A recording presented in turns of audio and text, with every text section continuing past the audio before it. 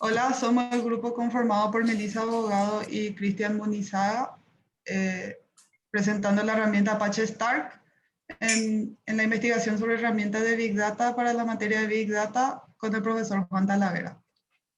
Voy a hablar un poco de los objetivos de la herramienta y vamos a continuar con el contenido.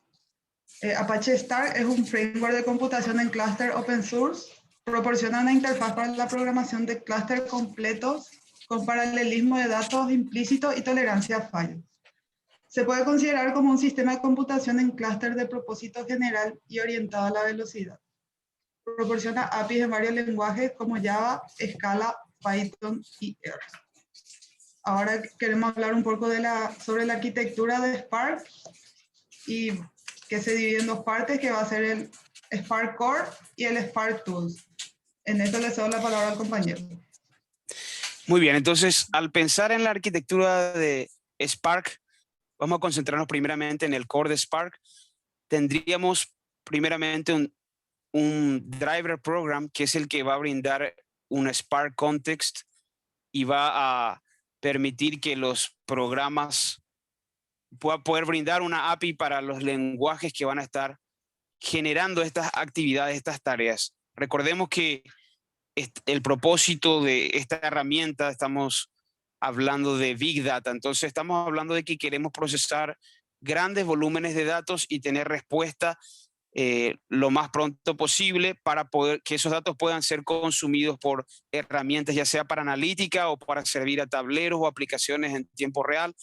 Podemos tener distintas necesidades de datos, pero entonces el core de Spark se va a encargar de, a través de proveer este contexto Spark, recibir esa petición o bien generar esa API para poder disparar la consulta de datos y luego estar comunicándose con el Cluster Manager, que se va a encargar de interactuar con cada uno de los nodos y poder ejecutar estas tareas en paralelo. Entrando un poco en el detalle, digamos que tendríamos el driver program, que sería otra vez la implementación ya del API, y el driver program a nosotros entonces nos va a estar dando un Spark context.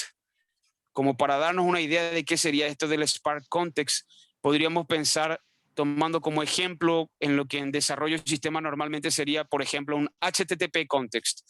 Cuando vos tenés un HTTP context, normalmente te viene un objeto que tiene una interfaz de programación donde tenés una sesión de usuario, tenés datos de, qué sé yo, de las cookies, datos que estén relacionados a la sesión de usuario, etc.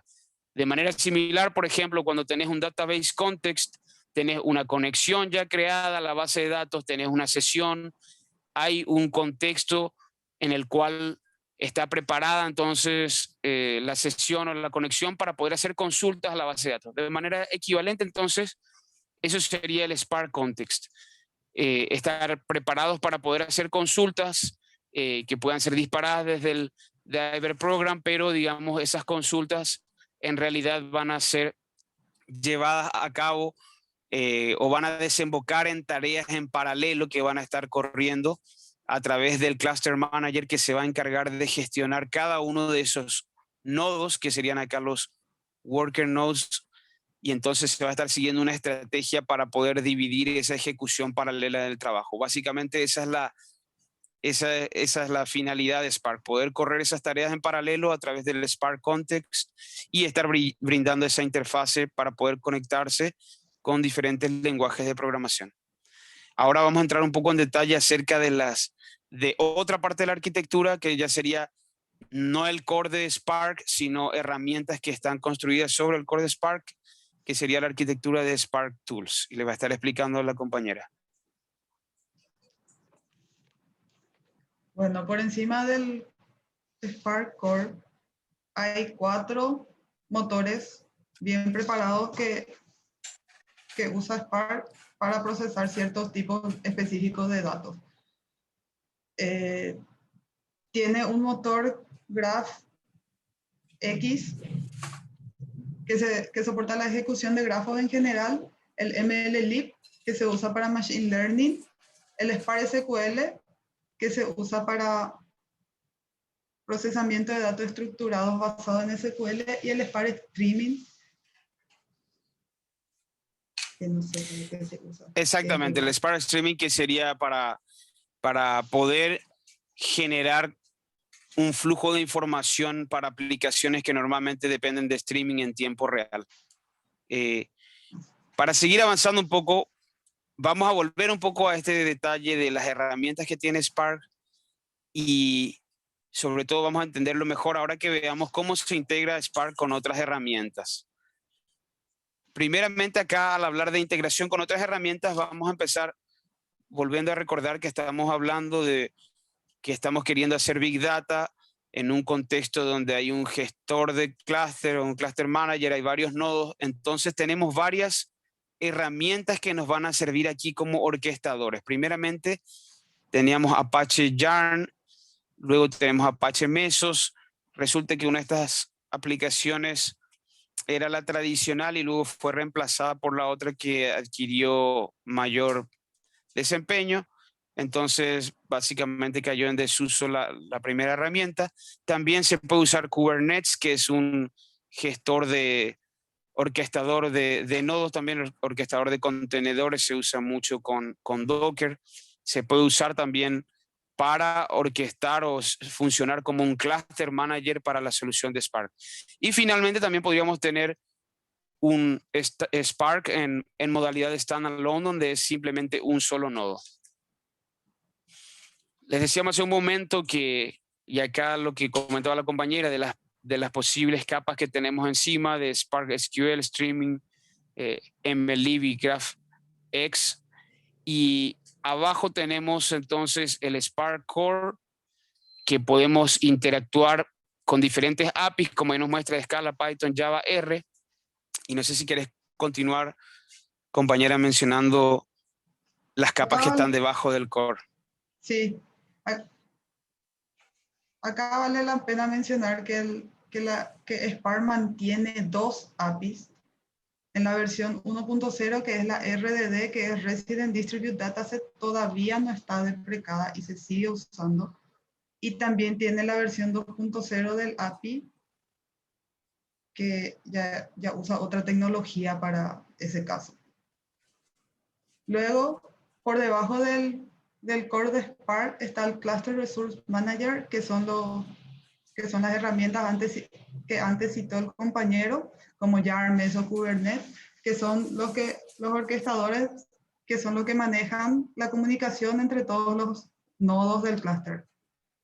Y por debajo de eso, Spark tiene la posibilidad de trabajar con distintos tipos de almacenamiento distribuido. El base que usa es el HDFC, que viene de Hadoop, que es prácticamente nativo para él, pero también puede conectarse a otras herramientas como el S3, el GCS y el CFS. Entonces, bueno, tenemos primeramente la capa de el sistema de archivos distribuido, que podría ser el Hadoop File System o los otros las otras opciones que están mencionadas aquí, como Cluster Resource Manager. Podemos tener cualquiera de esos gestores de orquestadores de nodos. Y encima entonces es que estrictamente entonces estaría el Spark Core, que es lo que veríamos mencionando, y las herramientas encima del Spark Core, que serían el Spark Tools. Para entender un poco mejor otra vez el propósito de estas herramientas, vamos a ver en general cómo se integran estas herramientas en un contexto ya de una arquitectura completa con otras herramientas. También todas estas herramientas son open source y principalmente de Apache, ¿verdad? De hecho, todas estas herramientas son de Apache. Tenemos básicamente dos canales o flujos principales. Por un lado, aquí tenemos abajo lo que está orientado a IoT. Entonces serían, por ejemplo, dispositivos, sensores. Entonces, este flujo de abajo comenzaría necesitaría aquí un servidor de streaming, y va a Apache Kafka, pasa por Apache Storm, y aquí entonces entra Spark Streaming, llevando directamente los datos a la capa de servicio Serving Layer en Apache HBase o alguna de estas otras herramientas que tenemos aquí como alternativa.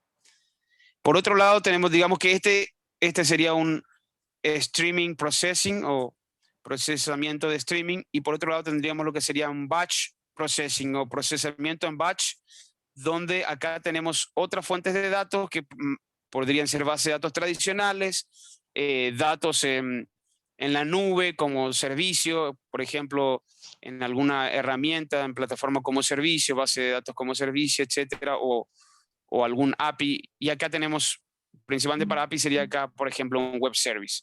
Entonces, todos estos diferentes orígenes se procesan en batch al data lake, y entonces acá digamos que podríamos estar utilizando Spark como una herramienta para hacer ETL o para hacer, digamos, para poder servir a esa capa, pasar del data lake al serving layer como una capa que pueda finalmente servir a las aplicaciones finales que podrían ser como Power BI. En esta arquitectura que le estamos mostrando ahora, realmente es la arquitectura de Azure HD Insights, que es una solución de Azure empaquetada también para todos los productos que son open source para Big Data, y principalmente toda la arquitectura de Spark y las otras herramientas de Apache. Entonces, tenemos el almacenamiento en en el data lake con los sistemas de archivos distribuidos. Tenemos Spark, entonces, que sirve como una ETL para transformar esos datos y para poder servirlos, digamos, en la capa de serving layer.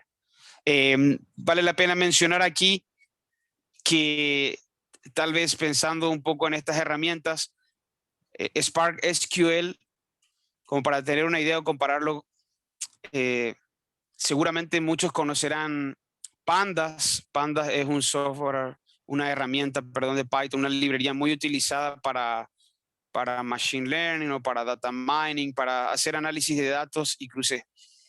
Entonces, el problema con Pandas es que no está preparada para Big Data porque solamente trabaja en un solo servidor.